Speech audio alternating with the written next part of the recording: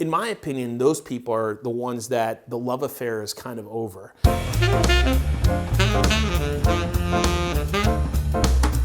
A few weeks back, I was having this conversation with a friend of mine who asked me to speak to his team about leading and coaching people inside of an organization.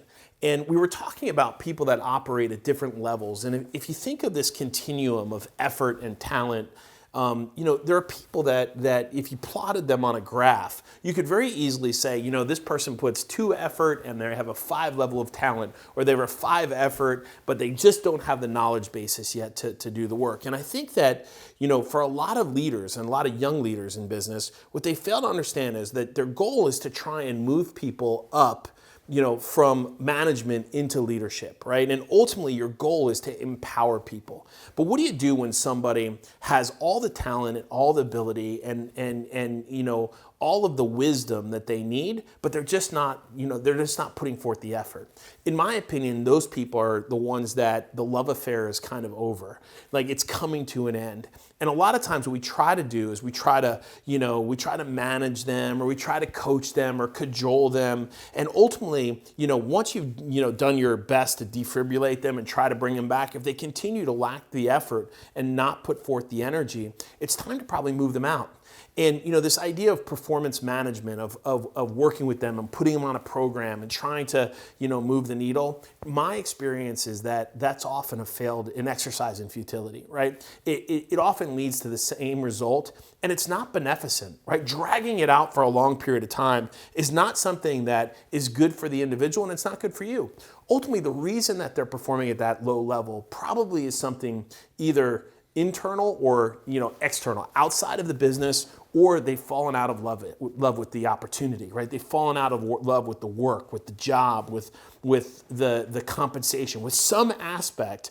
They're no longer committed to the result, and so they're just taking up space. So ultimately, in this life cycle that you have in a relationship where someone has bounding enthusiasm and they come in and they're a ball of fire and they have low knowledge, but they're willing to put forth the extra effort and go the extra mile, and they're full of enthusiasm, and then it starts to wane and it starts to go down, and maybe they gain experience and they gain knowledge and they gain expertise and they gain ability and everything else, but their effort now starts to wane. What you've got to realize is they've probably fallen out of love with the work.